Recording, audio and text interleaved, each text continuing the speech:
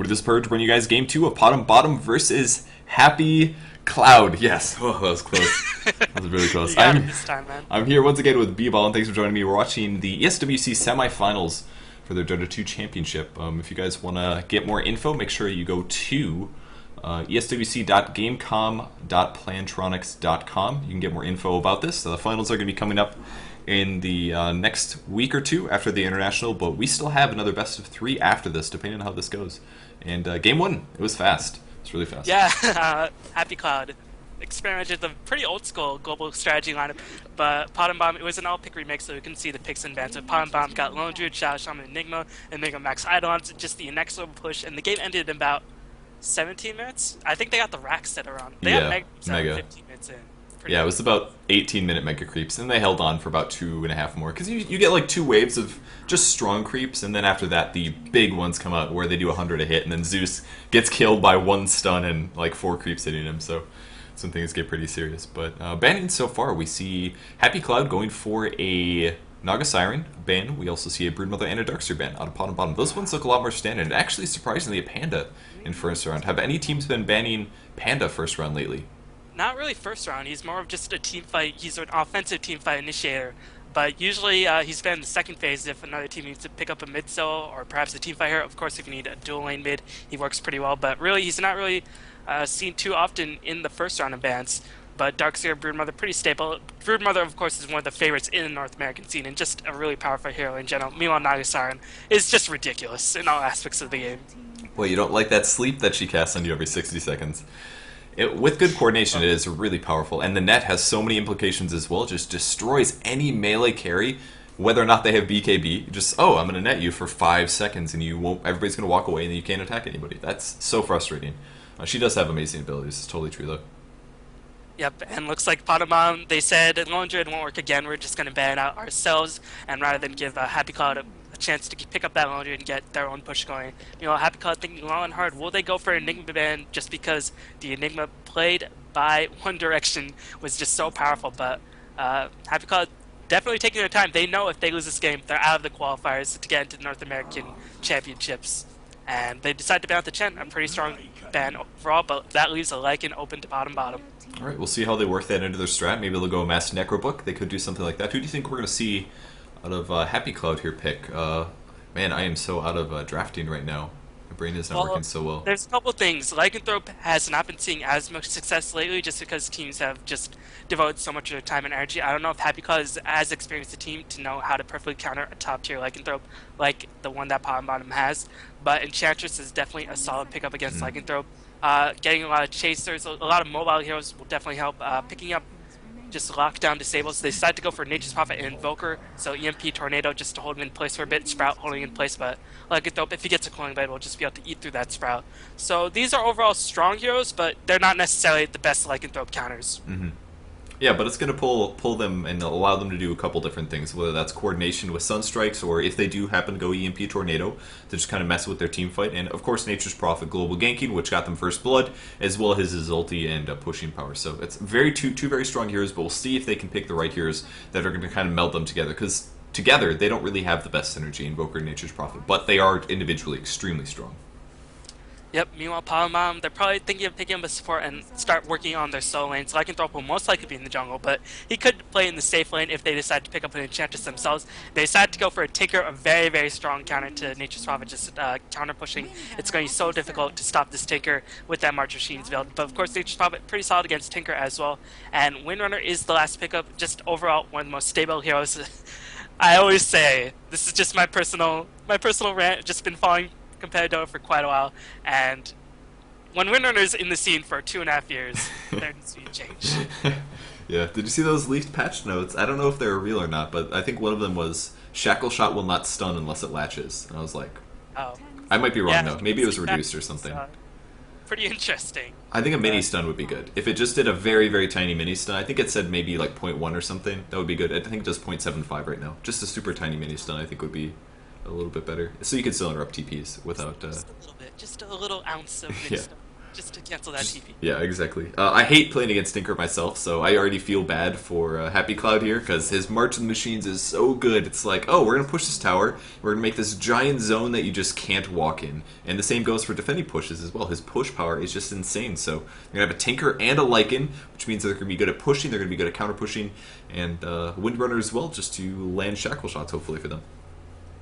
Yep, and meanwhile, Enigma is the response pick by HappyCloud. Also, a pretty strong hero against Lycan just because Black Hole, of course, as you all know, goes through BKB, will hold Lycanthrope in place. But PotmBottom, they have solid long-range shows. They have Tinker spamming rockets and Martian Machines. They'll just do work against Enigma if he ever runs up close to get that Black Hole off. So I'm not too sure if Enigma is the best pickup. I would have maybe preferred a Beastmaster who can sort of run through the Martian Machines a bit, take up a little bit, get that roar, just hold him in place for a little bit longer, and have a shorter cooldown overall. But Enigma, of course, a very strong hero in his own right. Maybe HappyCloud wants to go for a bit of tower pushing themselves, but it's going to be very, very difficult against the likes of Windrunner and Tinker. Yeah, for sure. I still think the disables, and Enigma does pull together the Radiant team a little bit. At least pre-BKB, Malphus, one of the best disables in the game for team fights, in my opinion. Does stun for a duration of 3 seconds. It's spread out, of course, but that can also have some benefits as well. And Eidolons on top of that can also score some kills and things. So we're on banning. We see a Leshrac ban, so no extra pushing from the Radiant team. A little surprised Leshrac didn't get banned, or picked in the first round, actually. That doesn't happen very often. We see a Tide ban now because the Radiant team wants to make sure they still have the better team fight, and currently they definitely do with Enigma as well as Invoker, and even Nature's Prophet has some elements that can be very strong. And so going to be looking for support on the Dire team, probably something like a Crystal Maiden maybe, but they could go a lot of different ways as well. It doesn't have to be necessarily the best one. They could do something like a Witch Doctor. Cass is pretty good against Enigma. It's a lot of good options, I think. You know what I'd love to see? I'd love to see, even though this is more of a Chinese/Asian pickup, not really too often seen in the American scene these days, at least to my knowledge. I would love to see a Thrall pickup, or the Disruptor as he's called in Dota 2, just as a glimpse Tinker or Lycan back. Of course, Tinker just teleport back in, but just sending that Lycan back home. Meanwhile, Void is the last ban by PotmBottom. Meanwhile, Rubik is the last ban by HappyCloud. So there's still a lot of options left to open for supports for HappyCloud, but it's going to be pretty difficult just because there's so much range, and Venomancer is the fourth pickup, going to give them a lot of laning presence with the wards, prevent some of the counter pushing that could come in if Eidolons and trees come in at a very, very early level. And of course, Venomancer just a solid hero overall. Yeah, I'm a little surprised about the Void ban. I guess they're a little afraid of the Radiant team having insane teamfight potential. Black Hole with the Chronosphere, you're talking about, like, 8 seconds of disable, which is insane. You do not want to have to deal with that, especially as a Lycan. If Lycan gets chronoed, he's not moving. That's a lot of duration on his movement speed that's not being used. And also Bash is just a nice hard counter against anybody that's really fast with movement speed, just because they're stunned. Stuns are the best thing against fast heroes. So Crystal Maiden, oh wow, they're going to pick Pudge. Alright, Yes. Pudge on the Dire team, Crystal Maiden for the Radiant, and Morphling is going to be their hard carry. So they're going to probably do a Morphling Crystal Maiden dual lane, Jungle Enigma, a solo Invoker, and a Nature's Prophet. Maybe, I'm sorry, I guess they're going to do maybe a long lane Nature's Prophet, unless they do Enigma there. I'm not really sure. We'll see which way they go. Yeah, I think I'm going to agree with you. They're probably going to put Nature's Prophet in the long lane. Of course, you could put Enigma in the long lane as well. You won't get as much farm, but you can definitely deny creeps. But just to prevent some of the early pushing on Nature's Prophet, and just get early levels on Nature's Prophet so you can teleport, gank, and hopefully keep down the Lycan, keep down the Pudge as well.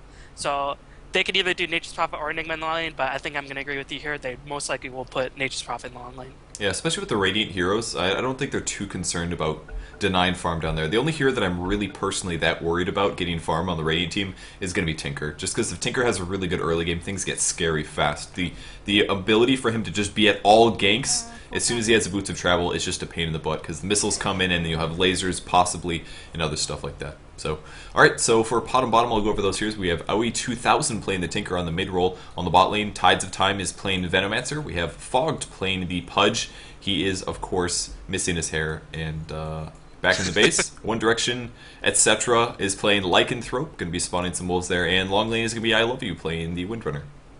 Oh, I love you too, Purge, man. Oh, thank you. Meanwhile, Faye is playing the Enigma on the side of HappyCloud. White King is playing the Morphling. Knives is playing the Crystal Main. Gofu is playing the Invoker. And looks like Andrew Riley is playing the Nature's Prophet. And looks like they're going to put Morphling in the middle lane with Crystal Main support. And I think Enigma will go to the jungle. Just going to deny those early creeps early on, just to get the lane a little bit more advantage. And we're going to have Invoker soloing top with Nature's Prophet in the long lane. So it looks like they're going to try to shut down the Tinker as much as possible with the Crystal Main pressure, but of course Venomancer will most likely be roaming to help out the Tinker if he gets in too much trouble. Yeah, and Nature's Prophet did go boots first, by the way. This is kind of a... Oh man, somebody has an announcer. Oh, I don't see it. Dang it. Got my hopes. I actually have a Juggernaut one. I have to set it up. It was a birthday present from a fan. Shout out to that guy. Nature's Prophet, long lane with the boots makes a lot of sense. You can get back to tower a little easier. Is your Pudge glitched? He only has one arm for me. I see this like meat stump where his shoulder is, and yeah, he's got no hands. So we'll see how that turns out. Okay. He's literally an amputee at this point. Yeah, I think he really needs to get that checked out. It looks kind of cool. It looks like the chain is coming out his stump, so he's sort of a bionic. Yeah, who needs a hand when you just have a chain attached to some flesh? Totally cool. Totally cool stuff. I love his positioning, by the way. This is very, very smart. I don't know if the creeps are going to spot him or not. He was just waiting to see if the hero came forward, and it was actually Prophet. Prophet is actually pulling the creep wave with this trio. It's very similar to what you see out of a Lone Druid, and then he's going to farm this in front of his tower, most likely, and be able to pick up some EXP this way. So, it should be pretty cool. Probably expecting a bit more harassment by Tides of Time, but it looks like Tides of Time picked up a haste and going to do some early harassment, protect his Tinker a bit, and Crystal Man's going to have a difficult time against these two range heroes. Keep in mind, Morphling has ridiculously low base armor, so he's not going to be able to venture too close, and they can just outrange him. So Crystal Man's going to have a pretty tough time in just handling this lane. And Venomancer, of course, will stack those Ancients, but it looks like there's a ward placed by the Dire side just to spot that in case they do start to Ancient stack.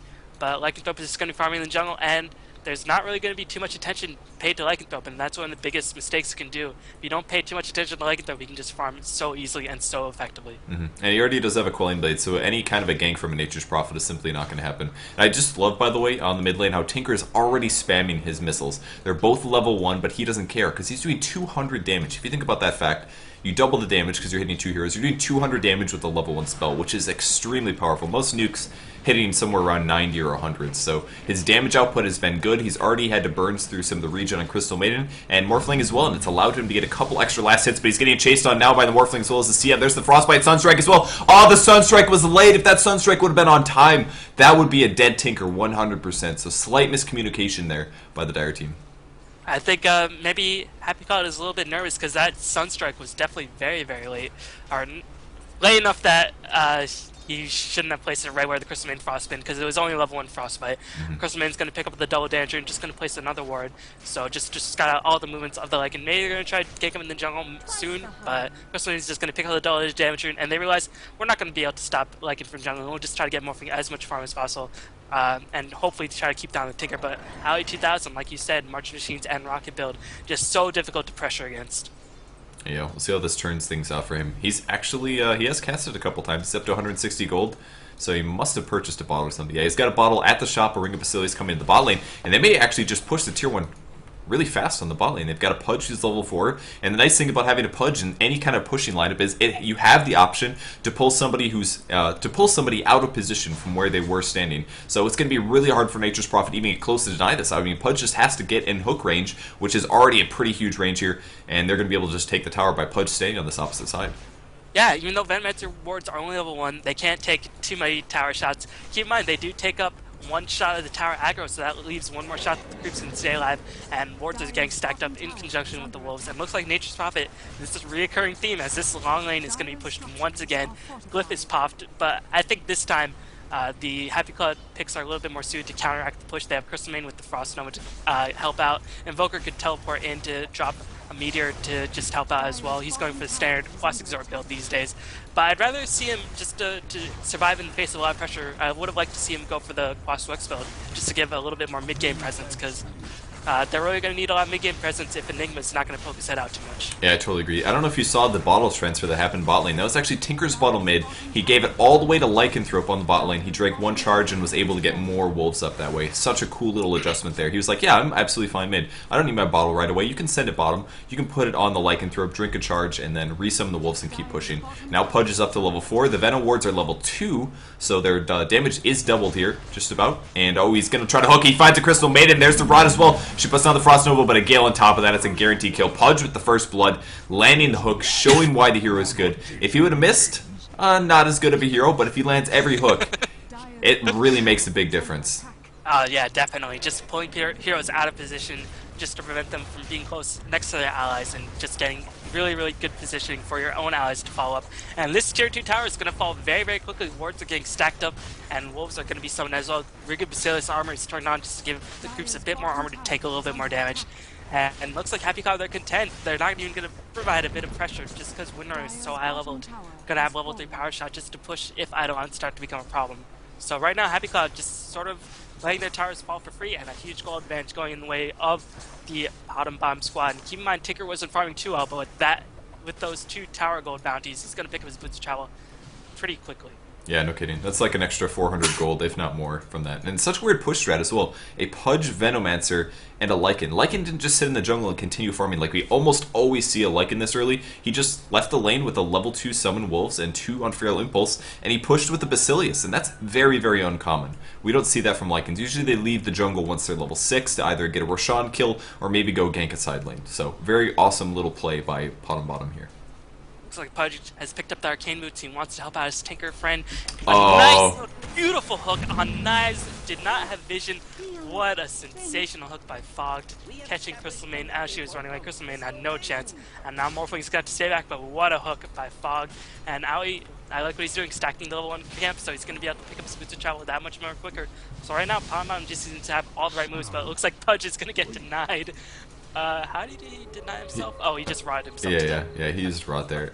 The Morphling was invisible. He used the invis about the time that Crystal Maiden got hooked, so he had about half HP. He actually rotted a little bit too much off before the waveform came, but waveform came forward and he went for the last hit, but Pudge did just rot himself to death. So at the least, I believe Morphling does get experience from this, but he does not get gold, which is still a pretty big deal. And his kill streak is going to continue here as he goes to gank the top lane. He's almost level 6, but he's going to be looking for a hero. He might just find this Enigma, and there it is. Enigma's, oh, he didn't see him. There he finally catches him. Now there's a bunch of Eidolons in the way. He's going to try to block the hook. Oh, does not land. Slight misplays from both of those guys, at least. He was looking for the top kill, though. He was really wanting to kill that Invoker, so that's why he was a little distracted. Yeah, if he was only level 7, that hook would have hit for sure, but unfortunately a little bit too short, and that seems to be a problem with Pudge in the early game. You know, Aoi just checking out his Boots of Child farm, about 500 gold away from finishing that, and once the Boots of Child gets finished, in conjunction with the Pudge hooking in, they're just going to provide so much pressure, and that just leaves Lycan to push down towers all the while, so it's going to be really, really difficult for HappyCloud to stop that. But just checking out the early farm, Tinker 29 CS, Morphling only 28, Lycanthrope 29 as well. So Morphling not getting as much farm, but keep in mind Crystal Maiden did die. He's under a bit more pressure than he would have expected. Yeah, and both of it was just due to a hook. It wasn't like he was majorly out of position, he just simply got hooked, and that gets him killed. And that's a huge deal. All it takes is one little hook and bam, it's over. And your Crystal Maiden's going to die again. So it's a lot harder to control that as a really good player. It comes down to Pudge's positioning, your awareness of where Pudge might be on the map, and whether or not he can land the hooks or not. So it's been pretty scary. I also love the fact that they took those two towers on the bot lane, because now it's just nearly impossible for the Dire team to successfully gank this Lycan. I mean, if anybody from the other lanes decides to come kill Lycan, they're most likely going to have to teleport to the mid tower and run past rune control, or past the rune spots. So as long as they still have observer wards up, Lycan is pretty much going to be sitting free farm, unless they happen to smoke or run all the way, push up past the bot lane or something like that. Yeah, their only hope is just for Enigma to get a beautiful black hole. What is he going for first? He has a soul ring. Does he have any items on the courier? No, just a soul ring and the ring of Basilius. He hasn't even been able to pressure the Windrunner at all. So Enigma's not really having too big of an early game impact. Keep in mind this is only 7 minutes in the game. But PotmBottom just taking towers at will, free pretty much. And Lycanthrope is just farming up so quickly. It's going to pick up the Vlads very, very soon, in about 100 gold. And once he finishes the Vlads, that just amplifies his pushing capacity by so much. Yeah, even his primary hero does pretty awesome damage out of it. I love this Enigma as well as Pudge, both trying to gank the same lane. Enigma's looking in position, hopefully for Pudge. He doesn't throw a hook yet. He throws the hook. He doesn't get anybody. And they still haven't spotted the Enigma. There's Enigma now. Enigma knows that Pudge is there, but does Enigma... Oh, Pudge going in for the Rot Dismember. He's going to... Oh, he does Dismember on Invoker, but no Rot out of this. Takes him Alphys after that. There's the hook. Hook's going to miss. Sunstrike does get the kill. And there we go. Pudge misses his hooks, and he doesn't really accomplish nearly as much. Even coming in for the Rot Dismember, he only got the Dismember damage off. He wasn't close enough for the Rot, and the gank fails. So it shows the limitations of Pudge here. Yeah, and keep in mind, Pudge only level 6, so he's not going to have that max range of hook. Meanwhile, HappyCloud does not want to let this top tower fall so easily, but Lycanthrope is just going to be pushing the bottom lane all the while. And they're going to have some response, otherwise Lycanthrope will just push into your racks and just wear down the racks so annoyingly over time. But meanwhile, there's no response by HappyCloud. They're just going to help out their Invoker on the top lane, let Morphling farm up in the mid lane, and just checking out Aoi's gold. He's going to pick up his Boots of Travel, and now the ganking party really starts to become dangerous. Yeah, and just generally the contribution. He'll grab Boots of Travel, possibly a Soul Ring afterwards, and then you're going to see just tons of missiles and marching machines contributing.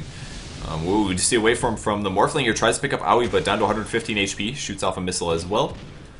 And we're going to see yet another pause. I'd like to point out how many last hits this Windrunner has. 15 denies, by the way, with 28 last hits. So pretty insane farm for the long lane Windrunner. And that's because it's a solo lane. It's a solo lane versus a long lane. If that's the case, Windrunner will get decent farm. They focus the dual lane on the mid lane to try to shut down the Tinker's EXP and gold per minute, but he still not only has a kill, but also 38 last hits, and his allies got 2 towers. So by putting the dual lane mid, they really didn't accomplish or shut down anybody that they needed to. Yeah, Tinker is going to pick up his Boots of Travel by around 9 minutes, which is ideal time. Pretty 8:45. That's insanely fast. Like, yeah, 12 minutes is a good time. Teleport in, cast rockets everywhere, and just pressure the lanes with the March machines. And this early in the game, when you're being pressured by Lycanthrope and Tinker, it's just so difficult to stop. Because when you leave to defend the lane, like you mentioned earlier, your other towers are going to get pressured by the Lycan and the Tinker as well. So it's just going to be so annoying for HappyCloud to deal with. Meanwhile, Pudge is just saying, although he's not accomplishing too much, there's just still the ever-present threat that he is there, and you have to stay as far back as possible just so you don't get hooked. So that's a little bit of mind game in and of itself, and definitely HappyCloud feeling the pressure at this point in the game. And Pudge brings himself a Bracer, actually, to increase his HP as well as his other stats a little bit.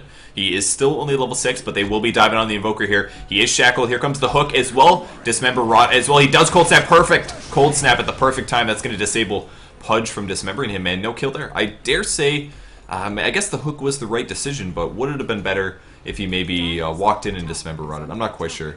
Definitely a weird decision making there, but very good play from Invoker. Put on the Cold Snap, he takes any creep damage, and he gets mini stuns, so no dismember channel. Even though Invoker didn't die, PotmBottom still accomplished their goal. They keep Invoker out of the lane. They're going to provide a bit of damage to that top tower, and are HappyCloud going to defend this? If not, Lycanthrope's just going to farm up. Tinker is going to be farming with Boots of Travel, and Tides of Time is going to pick up experience on the Venomancer. So even though they didn't kill the Invoker, PotmBottom's still in a favorable position, and they're still looking very, very strong. But keep in mind, if Enigma lands a Black Hole in conjunction with the Meteor Tornado combination of Invoker, or rather just Meteor by Invoker, Wave form followed up by Morphling, HappyCloud could still take a team fight, and this game would just be, well, right back in favor of the HappyCloud team. There's a lot of movement from the Dire team coming in. Pudge actually in a lot of trouble, does take some nukes. Malphite, they're pretty surrounded. Sunstrike picks off the last hit and a TP in. Oh, no Sprout on the Windrunner. The vision is just not quite enough here, and Windrunner's going to make it out. So, good movement there. The Pudge kept going top time and time again. Possibly a mistake. He needed to be a little bit more unknown with his positions, and at that point, the Dire team was pretty sure that Pudge was still top, and they finally roamed the right heroes there and pick off another kill on him.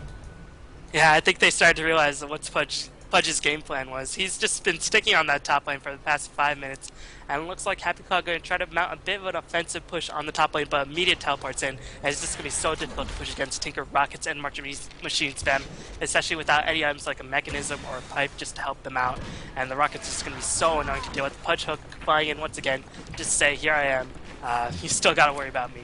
Yeah, he's kind of throwing a lot of blind hooks here. He's just hoping to snag some people. He already grabbed Crystal Maiden twice with some good hooks, but he's just kind of fishing, basically. And the downside of this is if he misses, he doesn't actually... well, they also know that he's back top again, so they're just going to play it really, really safe from this. And he's throwing more blind hooks on the high ground, hasn't caught anybody, but, I mean, at least he is pressuring them consistently. If you look at Invoker right now, he's out of EXP range even, so...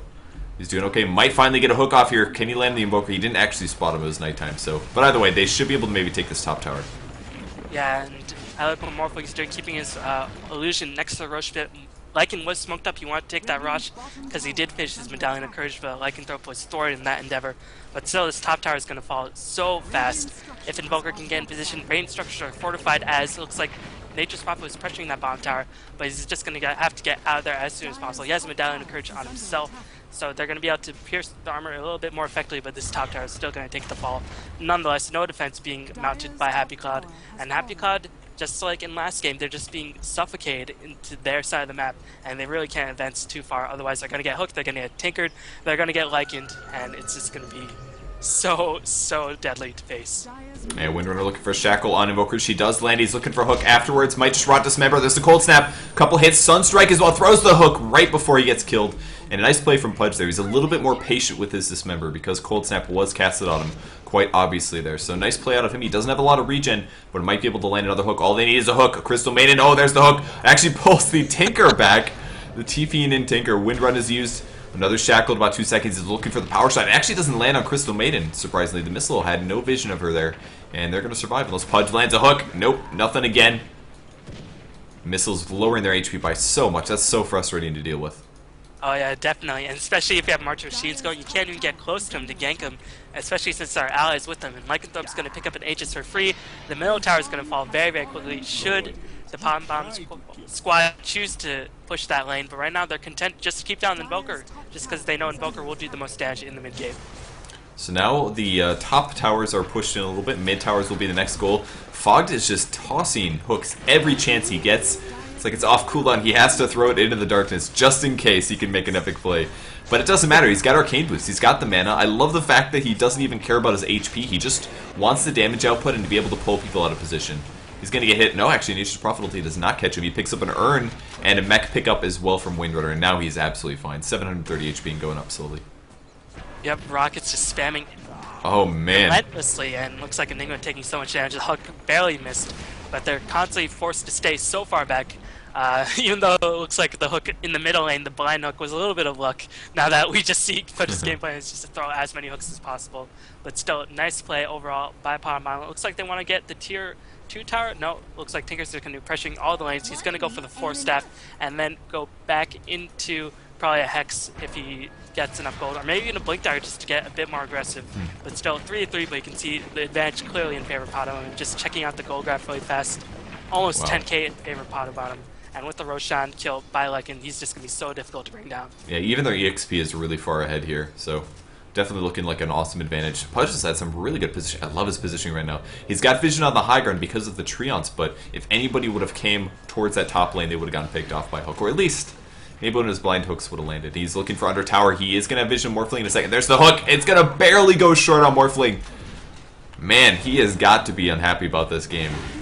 He's doing good though. 1-3-2. They're winning undeniably, but he has missed so many hooks now. Might grab one on Enigma. Maybe he's going in for the Rot Dismember. Does take one Frost Nova. Gonna right click some creeps here to maybe lifesteal. But enough. Oh, throws the hook. It's gonna be a Morphling illusion though. Yep, Wrath of Nature doing its best to push everybody back. But the top tier 2 tower falls, and that only leaves the middle tier 2 tower, or maybe they just going for the base. Another hook catches Enigma. Finally, will he get the Dismember? Looks like Malefice is dropped. Sprout gonna hold Pudge in place. Sunstrike being dropped as well, but the mechanism is gonna heal him. He's gonna deny himself, and looks like PotmBottom is gonna pick up 3 kills for the price of 1 self-deny by Pudge. So PotmBottom just taking advantage of every weakness by HappyCloud. Yeah, that hook was totally worth it there. Did a lot of damage to Enigma. They followed it up with some awesome missile damage as well as a Gale on 2 heroes. And he denied himself with some awesome play there. The mech heal from Windrunner absolutely kept him alive there and prevented him from getting, or allowed him to suicide at least. So the top tower goes down. Now they're right-clicking on the melee barracks. His Invoker's doing his best to hold this off. Only level 9. Doesn't have any Wex levels and not yet any good Forge Spirits. But wow, man, with these Plague Wards on the high ground, it is so frustrating. Enigma eats another missile. He's already at half HP. He doesn't even feel safe going in for a black hole. Yeah, and if he does, like as an Aegis, he can just respawn. Tinker will just stay back. He has the 4 staff, so he's going to rocket himself back in. Looks like the melee racks are going to fall so fast. Nature's Prophet just going to get lasered and rocketed. Only level 1 laser, since it's not doing too much damage. But still, HappyCloud are forced to stay back, and PotmBottom going to take a Rex for free at the cost of 1 Pudge die, and that just really takes its psychological toll. You did so much damage to the Pudge, but he just said, alright, I'll take it, and looks like Pudge is just going to throw another hook. But still, the psychological effect this is having on HappyCloud just must be immense. They can't really kill anybody. They can't even approach because March of Machines, Pudge, Tinker is just going to be such a problem. But it looks like the Pudge hook misses because Nature's Prophet drops himself in the trees. He's going to take Wow. Pudge with another self-deny. Really, really unfortunate for HappyCloud. But looks like Windrunner will take the fall. Ice Wall being dropped as well. Nice blocking by HappyCloud, and will Windrunner escape? Morphling one more hit, and Tinker picks up the last hit, or Invoker picks the last hit on Windrunner, but Tinker gets a reprisal kill. Windrunner buys back. Lycan picks up a kill, and he's just on a rampage at this point. He has the Aegis, he has Vlad's, he has Medallion, and he has a Necrobook level 2. He's just doing so much damage, and this push is going to continue. Yeah, he is just going to push on the tier 2 now. There are some creeps around here, so he will not be backdooring, I suppose. Still some leftovers, and the missiles from Aoi still forcing them back as he spams March the Machine and more missiles. The Radiant team very wisely does have a ward in the enemy team's base, especially this early if you can push into their base. Put the vision up, and now he can use this to possibly scout out for missiles and things like that. Very cool. Oh, the hook lands on Invoker, though. There's a Dismember on the Rot. And now he's feeling good. 1-5-5 on the Pudge, but it's been paying off. His KD isn't that amazing, but the hooks have made the difference this game so far. And another observer word on the high ground from Crystal Maiden, or from Venomancer, sorry, to get vision for hooks as well as missile. And that 1-5 score is really deceptive. How many times has he denied himself? At least 4. Yeah, that's true. That's a really good point. I think 4. He's died on purpose, so therefore... this KD, oh, nice waveform dodge the missile. That was good. And looks like this middle tier 3 tower will fall. Niken has a Necrobook level 3, hasn't even popped. He's going to pop it now. And this Rax will just melt. Ticker's going to teleport back in. And there's really nothing that HappyCloud can do. Whenever Enigma tries to approach, he just gets rocketed. He doesn't even have the black hole. Hook comes in on Invoker. Ice Wall's going to be dropped. Pudge taking a lot of damage. But Pudge just wants that. He takes like a champ. Oh, he did it. Still, Lycan picks up Crystal Main. Law is called by Fog. Morphling waveforms in. Goes up to Zao. He's just trying to run as fast as possible. Will he escape? No. Nice snipe by Windrunner. And Morphling takes the fall. Meanwhile, Nation Swap going to chase all the way back to the fountain. Lycanthrope just diving in, not giving any sorts of crap. The Windrunner going to pop Windrunner just to do out against Nation Swap. And PotmBottom are in complete control. You got him. Oh, Frostbite. Oh my gosh. That was some pretty insane diving there. Pudge committed suicide again. That's why he was laughing. He just can't get killed, man. He was just super lucky there. See him leveled twice. Put this Pudge in therapy. It's really, really depressing. He's always committing suicide. Yeah, no kidding. Needs professional help. Boots of travel from the Lycanthrope because he knows his game is pretty much over. And this looks like PotmBottom's going to be able to take the win here, win the best of 3, and go on to the finals. All they have to do is close this one out. They're already messing around just a little bit here. Invoker is going to get traded. Looks for the Sunstrike. Misses, though. And Crystal Main is also going to get right-click before she dies. Malefice on Venomancer. Hook's going to miss again from Fogged. We just have a 4-charge urn, which is going to start off the damage on Enigma. And the towers mid are looking very, very low here. Yep. And GG was already called by HappyCloud. They know this game is done, as they're just going to stay in the fountain for now. And PotmBottom going to be able to qualify for the finals of ESWC North American qualifiers. And if they win the qualifier, they get a trip to Paris for free and just represent their country in the finals. We know Pudge is going to hook, so missing heroes left and right, but still, he's just been denying himself over and over again. He's going to get tree blocked, and he's going to take the fall. No, he's just so tanky at this point. Sunstrike being casted as well, but looks like Invoker and Morphing. No. And Morphing picks up kill on Pudge. The first time, I think he's actually died, or maybe the second time. Poor Pudge. Well, he played a great game. Lots of hooks. He missed a lot as well, but it doesn't matter. They won the game. The hooks that landed, that finally mattered. They made equal trades, and PotmBottom outpushes the hell out of HappyCloud, and they're going to take it 2-0. So, Happy Gofu, he says Seattle because they thought they were going to play the finals at PAX Prime, but that got rescheduled because of the issues. But PotmBottom's going to move on. So, we'll be back in just a bit, guys. We have Complexity versus Quantic coming up next. That's going to determine who gets to play against PotmBottom in the actual finals. Once again, my name's Purge. You can go check out my website at purgegamers.com. Bballin, any shoutouts for you? I'm Bballin. I'm a caster for DotaCommentaries.com. Check out my channel, youtube.com/bballin773. Dota 2 and Dota 1 content if you missed Dota 1, but mostly Dota 2 at this point. So thank you for Purge, and thank you to ESWC and Plantronics for putting on these qualifiers. But yeah, we'll be back very, very shortly, so stay tuned.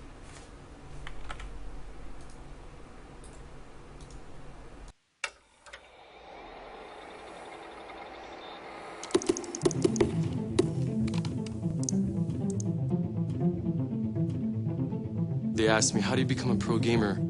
Practice, practice, practice. When my mom sees me in tournaments and things like that, she realized how, oh, it's a big deal. If you're a competitor and you're the top player in these games, you're banking.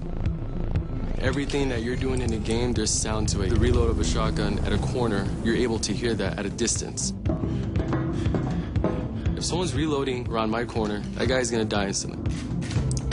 Everyone plays to win. I mean, let's be real here. Some of these top pro players can't even pass the second round of Pac-Man. Going up to the stage, it's really exciting. That's the thing. It's over the edge. Everyone in the background was just cheering on.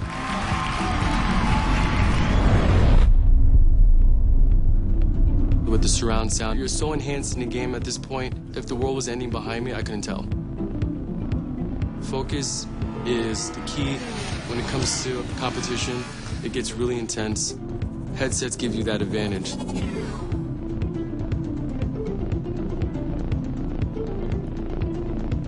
Command victory.